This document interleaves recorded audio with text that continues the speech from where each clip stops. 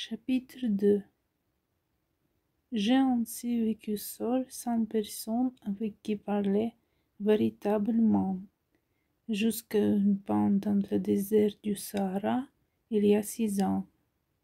Quelque chose s'était cassé dans mon moteur, et comme je n'avais avec moi ni mécanicien ni passagère, je me préparais à essayer de réussir tout seul une réparation difficile. C'était pour moi une question de vie ou de mort. J'avais à peine de l'eau à boire pour 8 jours.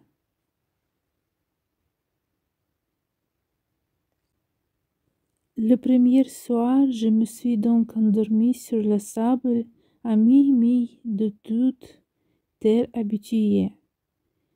J'étais bien plus isolée qu'un naufragé sur un radeau au milieu de l'océan.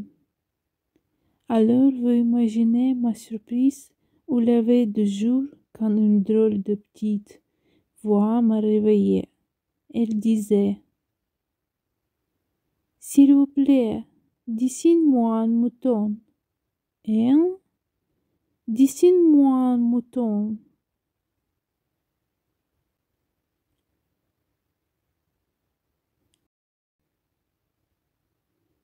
J'ai sauté sur mes pieds comme si j'avais été frappée par la foudre.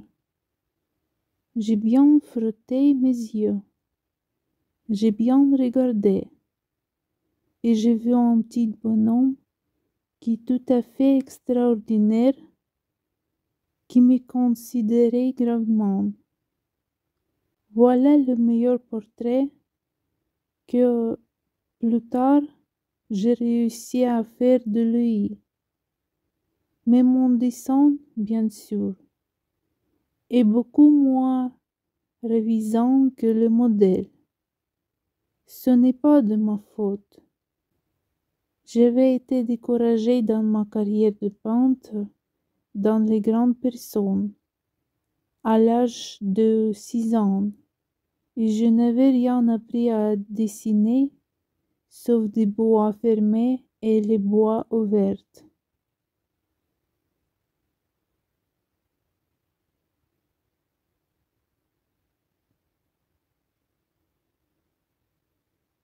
Je regardais donc cette apparition avec des yeux tout ronds d'étonnement.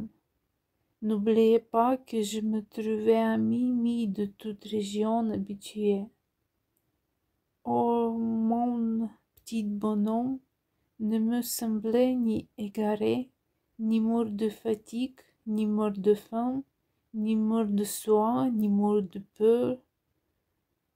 Je n'avais en rien l'apparence d'un enfant perdu au milieu du désert, au milieu de toute région habituée.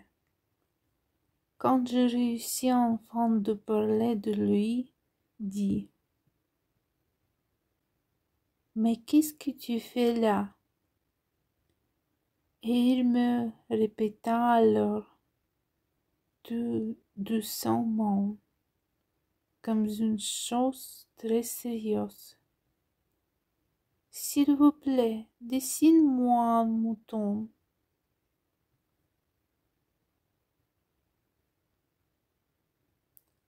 Quand le mystère est trop impressionnant, on n'ose pas désobéir. Ainsi absurde que cela me sembla à mi-mille de tous les endroits habitués et en danger de mort. Je sortis de ma poche une feuille de papier et un stylographe.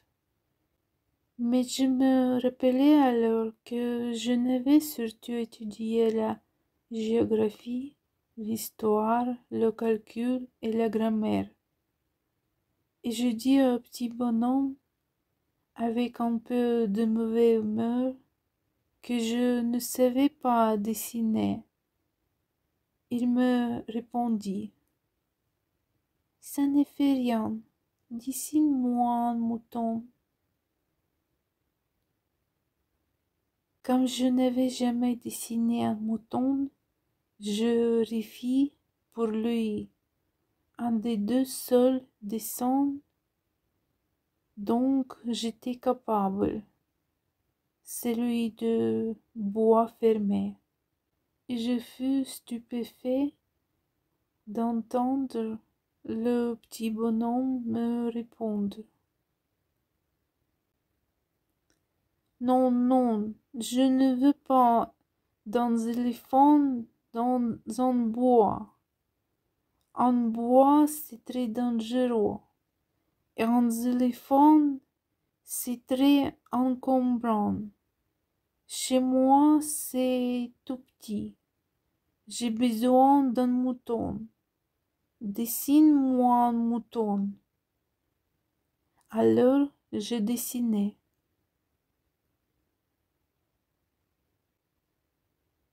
Il regarda attentivement, puis non, celui-là est déjà très malade. Fit-en un autre. J'ai dessiné.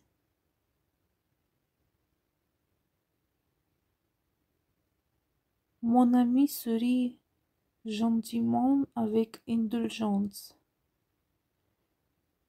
Tu vois bien, ce n'est pas un mouton, c'est un bélier.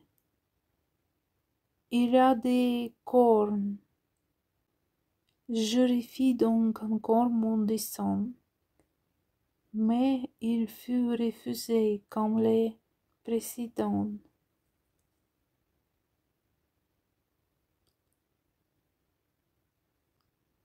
Celui-là est trop vieux. Je veux un mouton qui vive longtemps.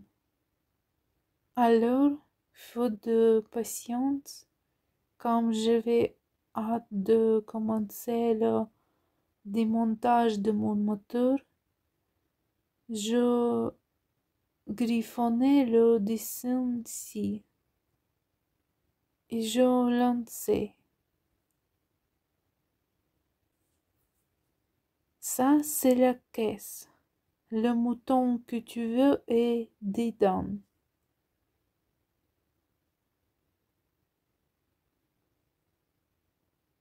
Mais je fus bien surpris de voir s'illuminer le visage de mon jeune juge. C'est tout à fait comme ça que je le voulais. Crois-tu qu'il fait beaucoup d'herbe à ce mouton? Pourquoi? Parce que chez moi c'est tout petit. Ça suffira sûrement. Je t'ai donné un tout petit mouton. Il pencha la tête vers la descente. Pas si petit que ça, tiens. Il s'est endormi. Et c'est ainsi que je fis la connaissance de Petite Prince.